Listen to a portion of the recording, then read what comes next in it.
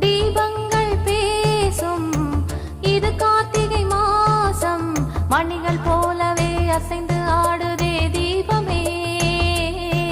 அது காலங்காலமாய் காதல் கவிதைகள் பாடுமே. முத்து முத்து விளக்கு முத்தத்துல இருக்கு, முத்து பொண்ணு சிரிச்சா வெக்கத்துல, பக்கத்துல நெருப்பா அத்தமாக இருக்கா, முத்தம் ஒண்ணு கொடுத்தா குத்தமில்ல.